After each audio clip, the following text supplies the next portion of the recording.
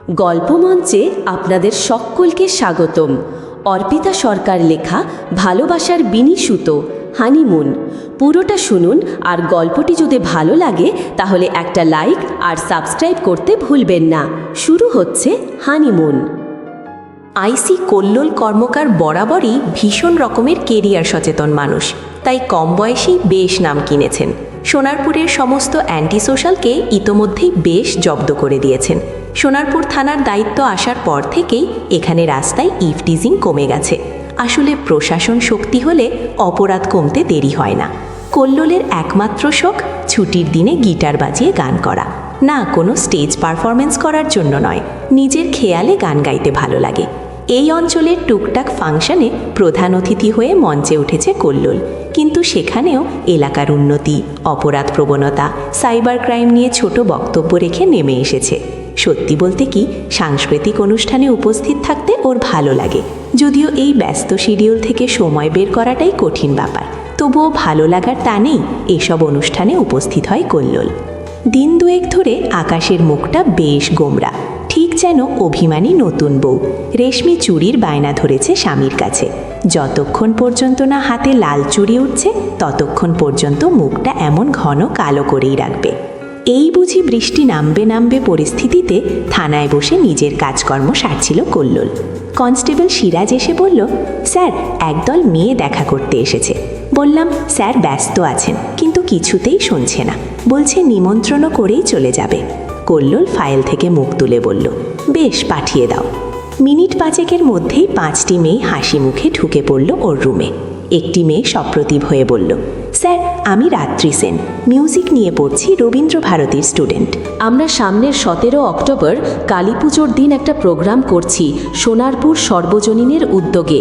বিশেষ অতিথি হিসাবে আপনি যদি আসেন আমাদের প্রোগ্রামে, আমরা ভীষণ খুশি হব। মেয়েটি মিষ্টি করে হাসল।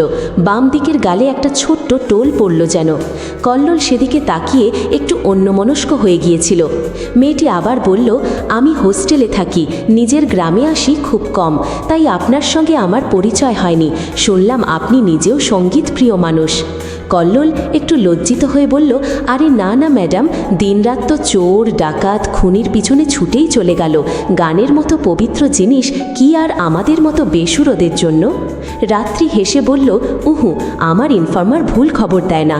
আমি জানি আপনি গুনগুন করেন গিটার হাতে। কল্লোল হেসে বলল, বাথরুম সিঙ্গারকে যদি আপনার মতো সঙ্গীত পটিয়সী গায়ক বলে আখ্যা দিতে চান তাহলে তো লজ্জায় পড়তে হয়। তবে আপনারা যখন আমন্ত্রণ করছেন নিশ্চয়ই যাব। রাত্রি হেসে বলল, থ্যাংক ইউ স্যার। কল্লোল কিছু না ভেবেই বলল, স্যার না বললেও চলবে, সারাদিন স্যার শুনে শুনে একঘেয়েমিতে ভুগছি, নিজের নামটাই বরং শোনা হয় না। রাত্রি গালে টোল ফেলে মিষ্টি হেসে বলল, পরিচয় বাড়ুক, এটাই চাইব। কালী পুজোর দিন সন্ধ্যায় আবার দেখা হয়েছিল রাত্রির সঙ্গে। লাল কালো ব্যাঙ্গালোর সিল্কের শাড়ি, ঘাড়ের কাছে পড়ে থাকা খোপায় জুইয়ের মালা, কপালে লাল টিপে অনবদ্য লাগছিল ওকে। কল্লোল হেসে বলেছিল, মুশকিলে ফেললেন দেখছি, শিল্পীকে দেখব নাকি তার গান শুনব, এই কনফিউশনেই তো কেটে যাবে আজকের সন্ধ্যাটা। রাত্রি লাজুক গলায় বলেছিল, দুটোই একসঙ্গে করুন, চোখ আর কান দুই অঙ্গকেই কাজে লাগান। রাত্রি সত্যিই অনবদ্য গান গায়। পরপর 4টে গান গেয়েছিল রাত্রি।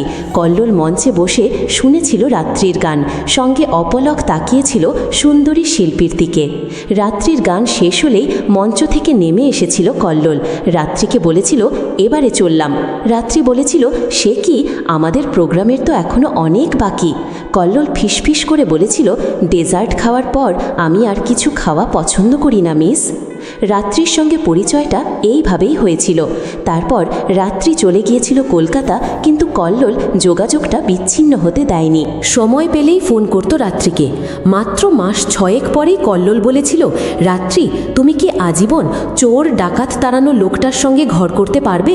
যদি হ্যাঁ বলো তাহলে আমি বাড়িতে জানাব, আমিও উইকেট ডাউন করার মানুষ পেয়ে গেছি। রাত্রি বলল, বিএড ভর্তি হওয়ার পর থেকেই বাড়িতেই নতুন উৎপাত শুরু হয়েছে, বিয়েটা কবে করবি?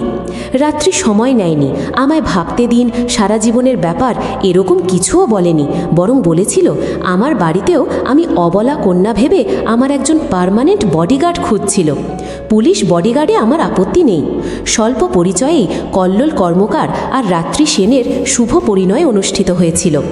রাত্রির একেবারেই ইচ্ছে ছিল না বেশি জাঁকজমক করে বিয়ে করার, রেজিস্ট্রি ম্যারেজের পক্ষে ছিল ও, কিন্তু কল্লোলের মায়ের অনুরোধে শেষ পর্যন্ত একটু হলেও জাঁকজমক হয়েছিল। যদিও রাত্রির দিকে আত্মীয় তেমন কেউই ছিল না।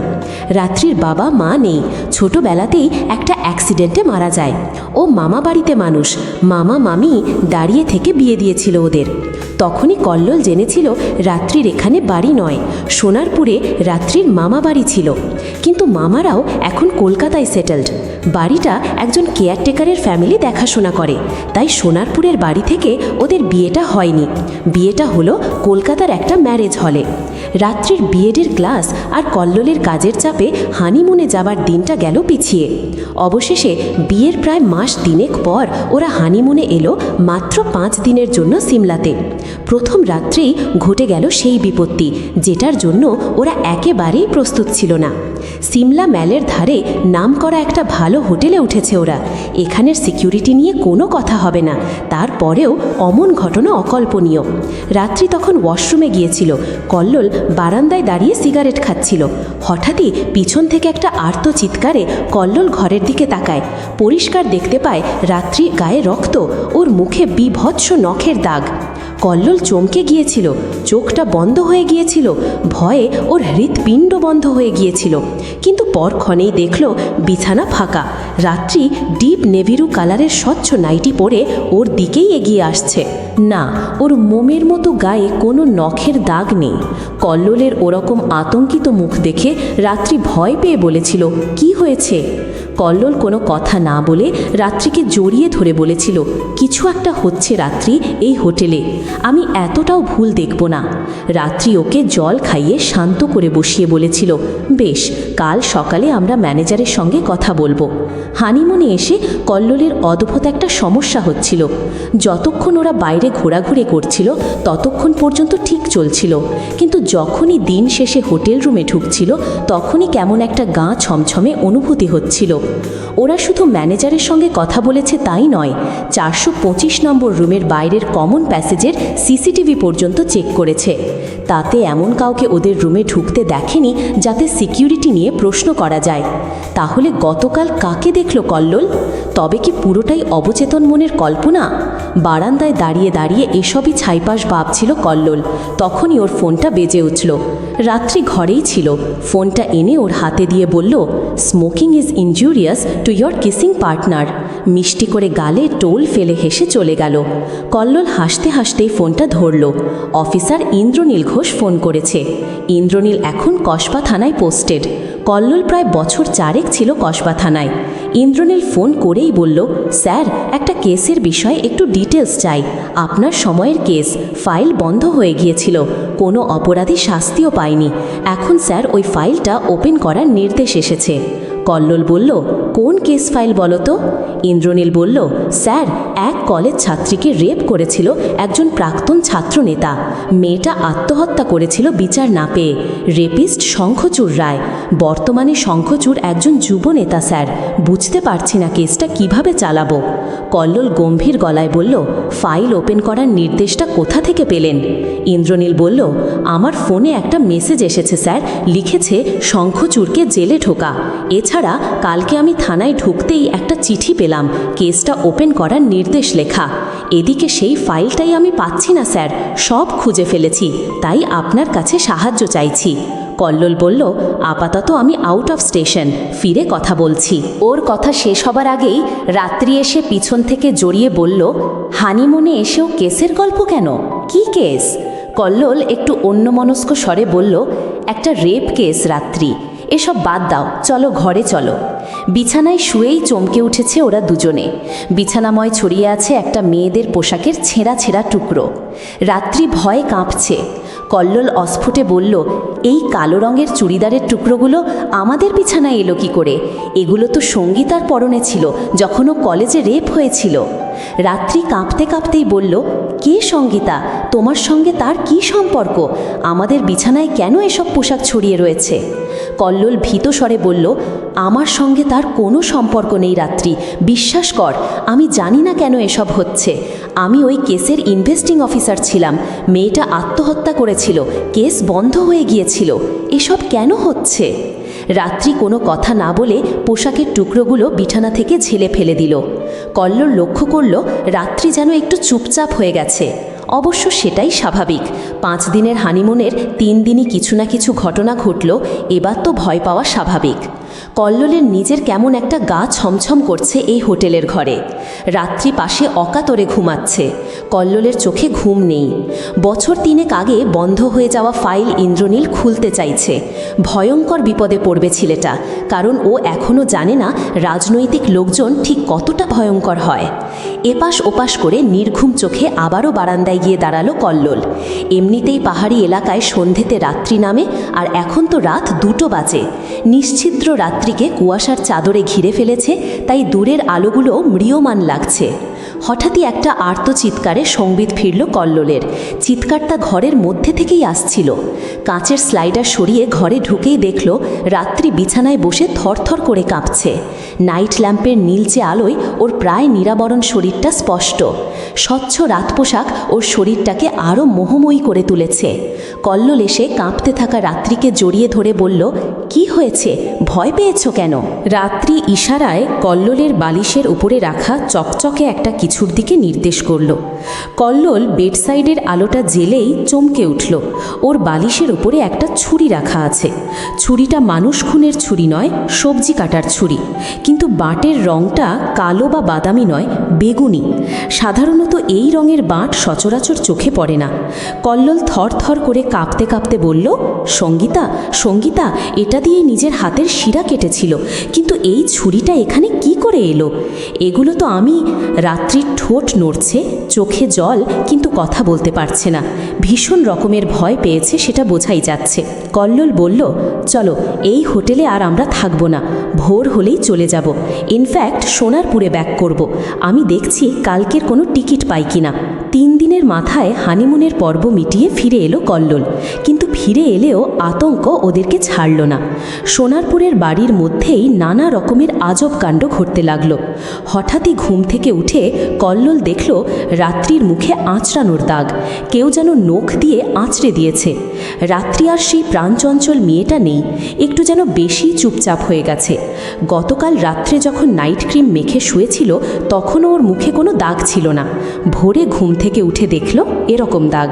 কল্লোল আবারও বলে উঠল, রাত্রি, এই দাগগুলো তো সঙ্গীতার মুখে ছিল, তোমার মুখে কে করল? রাত্রি গম্ভীর গলায় বলল, সঙ্গীতা? কে কল্লোল? তোমার এক্স? কিভাবে মারা গিয়েছিল সে? কল্লোল উন্মাদের মতো বলতে শুরু করল, বিশ্বাস করো রাত্রি, সঙ্গীতা আমার এক্স নয়, তুমি আমার একমাত্র প্রেম। সঙ্গীতাকে আমি মারিনি, ও আত্মহত্যা করেছিল। রাত্রি বলল, তাহলে সে কেন বারবার আমাদের মধ্যে আসছে?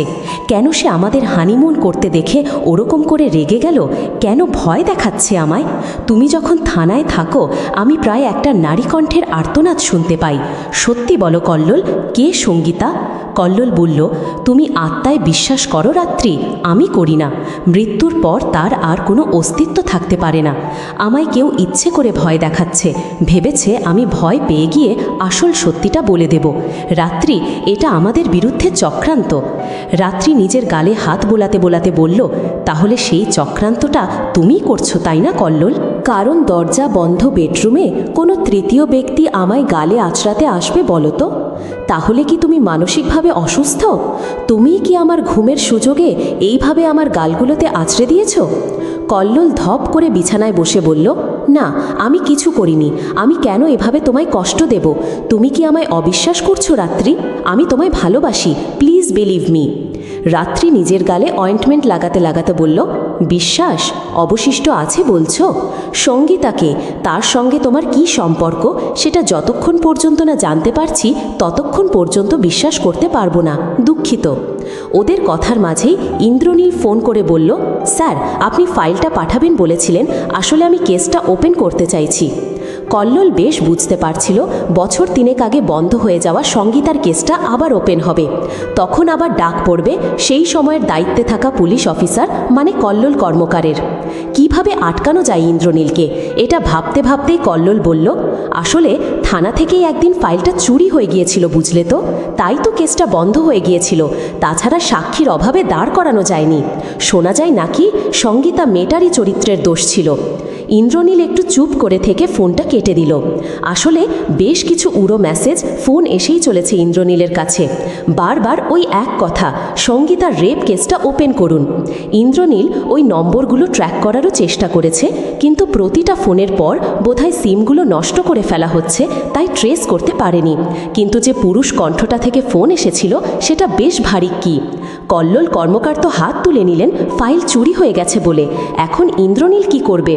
তাছাড়া ওই কেসটা নিয়ে তখন কাগজে লেখালেখিও হয়েছিল, তারপরেই তো আচমকা মেয়েটা আত্মহত্যা করল। শিরা কাটা অবস্থায় রাস্তায় পাওয়া গিয়েছিল বডি, ওর হাতে পাওয়া গিয়েছিল সুইসাইড নোট। ছাইপাশ ভাবতে ভাবতেই নিজের টেবিলে গিয়ে বসল ইন্দ্রনীল। বসতেই এক কনস্টেবল এসে একটা বেশ মোটা ফাইল টেবিলে রেখে বলল, স্যার একজন দিয়ে গেলেন, বললেন পড়ে দেখতে। কিছু বলার আগেই বাইকে করে পালিয়ে গেল। ইন্দ্রনীল ব্যাগ থেকে ফাইলটা বের করে চমকে উঠল, এ তো সঙ্গীতা শঙ্খচূড় মামলার ফাইল। ইন্দ্রনীল শান্ত হয়ে ফাইলের পাতাগুলো ওল্টাচ্ছিল। এই তো মেডিকেল রিপোর্ট, এই তো পরিষ্কার বোঝা যাচ্ছে র্যাপ হয়েছিল। এরপর কেন কেসটা বন্ধ হয়েছিল? কেন শঙ্খচূড়ের কোনো শাস্তি হয়নি? তবে কি আইসি কল্লোল কর্মকার ইচ্ছে করেই কেসটা ধামাচাপা দিয়েছিল? ইন্দ্রনীলের চোখের সামনে কলেজে পড়া বোনটার মুখটা ভেসে উঠল। অদ্ভুত একটা কষ্ট হলো এই অপরিচিত সঙ্গীতা নামের মেয়েটার জন্য। কেসটা ওপেন করতে হবে ভেবেই সঙ্গীতার বাবা মাকে ডেকে পাঠালো ইন্দ্রনীল। রাত্রি ভালো করে কথা বলছে না কল্লোলের সঙ্গে। অদ্ভুত এক নিস্তব্ধতা বিরাজ করছে ওদের বাড়িতে। এই শান্ত বিষয়টা ভীষণ রকমের অসহ্য লাগছে কল্লোলের। বার 2-1 ট্রাই করেছিল রাত্রির রাগ ভাঙানোর জন্য, কিন্তু রাত্রি অনড়। যতক্ষণ পর্যন্ত না সঙ্গীতার বিষয়টা ওর কাছে ক্লিয়ার হচ্ছে ততক্ষণ পর্যন্ত ও কোনো কথাই শুনতে চাইছে না। সোনারপুরে ওর এক বান্ধবীর বাড়ি আছে, সেখানেই বেরিয়ে গেল। যাবার সময় শুধু বলে গেল, তুমি ডিউটিতে যাবার আগে টেবিলে খাবার রাখা আছে, খেয়ে নিও। কল্লোল জিজ্ঞাসা করেছিল কখন ফিরবে। রাত্রি ঘড়ির দিকে তাকিয়ে বলল, ঘড়ির কাঁটা চলার মধ্যেই চলে আসব, আর যদি বন্ধ হয়ে যায় তাহলে আর ফেরা হলো না। এসব হেয়ালি কল্লোলের ভালো লাগছে না। সন্ধে 7টা বাজে, কল্লোল 9টা নাগাদ ডিউটিতে যাবে, একেবারে ডিনার করে বেরোবে। ফিরতে একটু রাত হবে বলেই দিয়েছিল রাত্রিকে। ডাইনিং টেবিলে গিয়ে বসলো কল্লোল। ঢাকা দেওয়া প্লেটটা খুলতেই নাকে এলো একটা ফরমালিন মেশানো ঝাঁঝালো গন্ধ।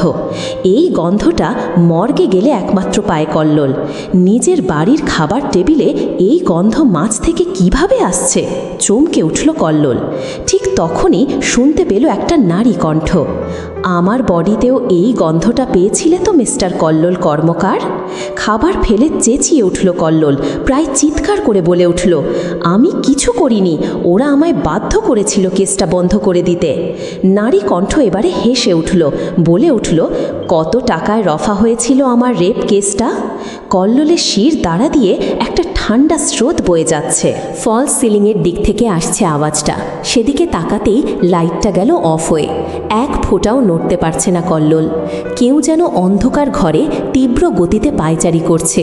তার নিঃশ্বাসের আওয়াজ শুনতে পাচ্ছে কল্লোল। নারী কণ্ঠ আবারও বলে উঠল, কত টাকায়? কল্লোল বুঝতে পারল মৃত্যু ওর খুব কাছে।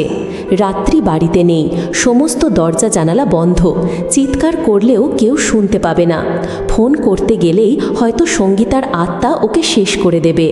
কল্লোল কাঁপতে কাঁপতে বলল, আমি পেয়েছিলাম ওই ব্ল্যাক ফরচুনার গাড়িটা, আমার দোষ নেই। শঙ্খচূড়ের মাথায় বড় বড় রাজনৈতিক ব্যক্তিত্বের হাত ছিল।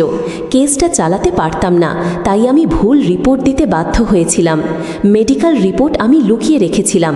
আমি অন্যায় করেছি, কিন্তু আমার আমার কিছু করার ছিল না। নারী কণ্ঠ আবারও বলল, সঙ্গীতা আত্মহত্যা করেনি, তাকে খুন করা হয়েছিল। কল্লোল বলল, হ্যাঁ হ্যাঁ, তাকে শঙ্খচূড়ের লোকেরাই মেরেছিল, শিরা কেটে। সেটাকেও আত্মহত্যা বলে দেখানো হয়েছিল। চোখটা বন্ধ করেছিল কল্লোল। হঠাৎই কানের একদম কাছে শুনল, চলুন মিস্টার কর্মকার, আপনি যা যা দোষ করেছেন সেগুলো গিয়ে কোর্টে স্বীকার করবেন। আর যারা যারা যুক্ত আছে তাদের নাম আপনাকেই বলতে হবে। আপনার সব কথা রেকর্ড হয়েছে। কল্লোল চোখ খুলে দেখল হালকা আলো জ্বলছে ওর ঘরে।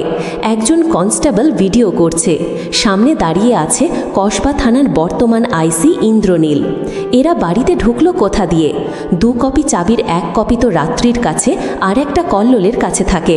রাত্রি লক করে বেরিয়ে গেছে। কল্লোল বলল, আমার স্ত্রীর সঙ্গে ফোনে যোগাযোগ করতে চাই। ইন্দ্রনীল বলল, আগে থানায় চলুন, আপনার জবানবন্দি নিয়ে তারপর আপনার স্ত্রীর সঙ্গে যোগাযোগ করার সুযোগ করে দেওয়া হবে। শঙ্খচূড় এবং ওর 2 বন্ধু যারা সঙ্গীতা গণধর্ষণে যুক্ত ছিল তাদের অ্যারেস্ট করেছে ইন্দ্রনীল। সঙ্গে কল্লোলকে সাসপেন্ড করা হয়েছে। তাছাড়া এই জঘন্য অপরাধকে লুকিয়ে রাখার জন্য ওর কেসটা বিচারাধীন রাখা হয়েছে। 2 জন কনস্টেবল আপাতত কল্লোলকে নজরবন্দি করে নিয়ে চলেছে রাত্রির কাছে, রাত্রির বাপের বাড়িতে। গেটে ঢুকতে গিয়েই কল্লোল দেখল বাড়ির সামনে বেশ কিছু লোকজন ভিড় করেছে। ভিতরে ঢুকতেই চোখে পড়ল সঙ্গীতার একটা সুন্দর ছবিতে মালা পরানো। সামনে রাত্রি স্থির হয়ে বসে আছে। এতক্ষণে কল্লোলের মনে পড়ল প্রথম যেদিন রাত্রিকে দেখেছিল তখনই একটু যেন চেনা লেগেছিল ওর মুখটা। কারণ ওর মুখের সঙ্গে সঙ্গীতার মুখের ভীষণ মিল। তবে সঙ্গীতা যখন থানায় এসেছিল তখন রীতিমতো খোঁড়াচ্ছিল। মুখে চোখে আঁচড়ানো কামড়ানোর দাগ স্পষ্ট। কালো চুড়িদারটা জায়গায় জায়গায় ছেঁড়া। ওর টেবিলের সামনে বসে বলেছিল, অফিসার অ্যারেস্ট করুন। এত শক্ত মনোভাবের মেয়ে কল্লোল দেখেনি। নিজেই মেডিকেল টেস্ট করিয়ে তারপর এসেছিল থানায় রিপোর্ট লেখাতে। শঙ্খচূড় ওকে প্রেমের প্রস্তাব দিয়েছিল। সঙ্গীতা না বলায় ওকে 3 জন মিলে রেপ করেছে। রিপোর্ট লেখাতে লেখাতেই মেয়েটা অজ্ঞান হয়ে গিয়েছিল। আর তখনই ফোনটা এসেছিল কল্লোলের ফোনে। রাজনৈতিক নেতার হুমকি শঙ্খচূড়কে যেন না ছোঁয়া হয়। মেয়েটাকে হাসপাতালে ভর্তি করে দিয়েছিল পুলিশ। মেয়েটা সুস্থ হয়েও বারবার এসেছে কল্লোলের কাছে। মেডিকেল রিপোর্ট প্রমাণ করে ওর রেপ হয়েছিল। তারপর হঠাৎই একদিন থানা থেকে ফেরার পথে শিরা কেটে হাতের মুঠোয় সুইসাইড নোট ধরিয়ে দেওয়া হয়েছিল। শঙ্খচূড়রা প্রমাণের অভাবে বেকসুর খালাস হয়ে গিয়েছিল। সবটাই মোটামুটি ভুলে গিয়েছিল কল্লোল। কেসের ফাইলটা নিজের বাড়ির আলমারিতে লুকিয়ে রেখেছিল। কারণ শঙ্খচূড়দের কাছ থেকে বাঁচতে ওদের মৃত্যুবাণ সঙ্গে রাখা জরুরি ছিল। এগুলোই ছিল ওদের ভয় দেখানোর অস্ত্র। শঙ্খচূড়ের কাছ থেকে পাওয়া টাকায় নতুন ফরচুনার কিনেছিল কল্লোল। তার মানে সঙ্গীতার বোন রাত্রি হানিমুনে গিয়ে যা যা ঘটেছে ওদের সঙ্গে সব কিছু রাত্রি ঘটিয়েছে। ওই জন্যই বারবার ম্যানেজারের সঙ্গে গল্প করতে যাচ্ছিল রাত্রি ওই হোটেলে। ওর ভয় পাওয়াটাও মিথ্যে। কল্লোলের আলমারি ঘেটে ছুরি থেকে ফাইল সব রাত্রি বের করেছে। ইন্দ্রনীলের কাছে ফাইল রাত্রি পৌঁছে দিয়েছে। এই কারণেই বিয়ের পর নিজের বাড়িতে আনতে চাইতো না রাত্রি। ওর মামা মামিও বেশি কথা বলতে চাইতো না কল্লোলের সঙ্গে। মামাও গম্ভীর গলায় নামমাত্র কথা বলতো ওর সঙ্গে। তবে কি সঙ্গীতার ভূতটা রাত্রির তৈরি? রাত্রির পাশে যারা বসে আছে তারা তো সঙ্গীতার বাবা মা। ইনভেস্টিগেশনের কারণে বার কয়েক দেখা হয়েছিল এদের সঙ্গে। এই কারণেই রাত্রি নিজেকে অনাথ বলেছিল। এখন সবটা জলের মতো পরিষ্কার কল্লোলের কাছে। ওই নারী কণ্ঠ, রাত্রির মুখে আঁচড়ের দাগ, সব রাত্রির ষড়যন্ত্র, নাকি সত্যিই সঙ্গীতার আত্মা তার প্রতিশোধ নিল? সব ঘেটে যাচ্ছে কল্লোলের। কল্লোল ডাকল, রাত্রি। রাত্রি পিছন না ঘুরেই বলল, বাবা, ওকে এখান থেকে বের করে দাও, আমার দিদির আত্মা শান্তি পাবে না। কল্লোল বলল, তুমি তার মানে আমার সঙ্গে বিয়েটা করেছিলে এই কারণেই? রাত্রি কোনো উত্তর দেয়নি। কল্লোলকে নিয়ে চলে গেছে পুলিশ। রাত্রির মা ওর পিঠে হাত বুলিয়ে বলল, তোর মামা সেদিন থানায় ফাইল পৌঁছাতে গিয়ে অ্যাক্সিডেন্ট করলো। বারণ করেছিলাম, বাইকে করে না যেতে বলেছিলাম। বলল কিছু হবে না, বহুদিন চালাই তো, কি হয়েছে, ঠিক পারবো। রাত্রি বলল, মামা সুস্থ হয়ে যাবে মা, চিন্তা করো না। রাত্রি ফিসফিস করে বলল, দিদি, আমি কথা দিয়েছিলাম তোর রক্তাক্ত ঠান্ডা শরীরটাকে ছুঁয়ে কথা দিয়েছিলাম আমার সবটুকু দিয়েও আসল অপরাধীদের আমি শাস্তি দেবই।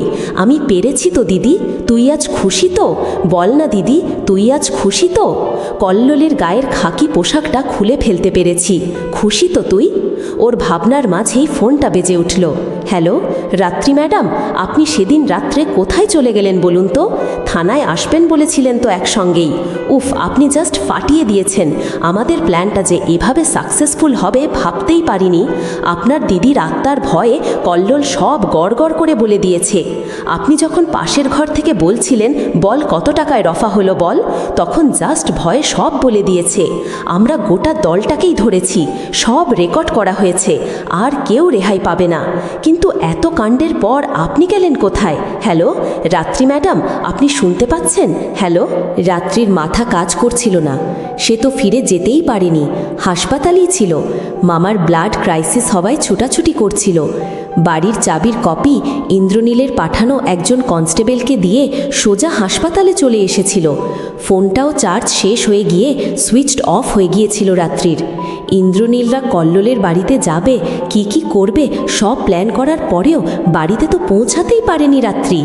এমনকি ফোনও করা হয়নি ইন্দ্রনীলকে। তাহলে নারী কণ্ঠে ওই দিন কল্লোলকে ভয়টা কে দেখাল? দিদি নিজেই। ইন্দ্রনীল বলছে পাশের ঘর বা সিলিং থেকে কথাটা আসছিল। কে বলছিল?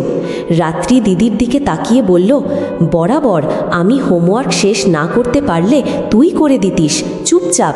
এবারেও তার ব্যতিক্রম হলো না দিদি। রাত্রির দু চোখে জল। দিদি এসেছিল ওকে সাহায্য করতে।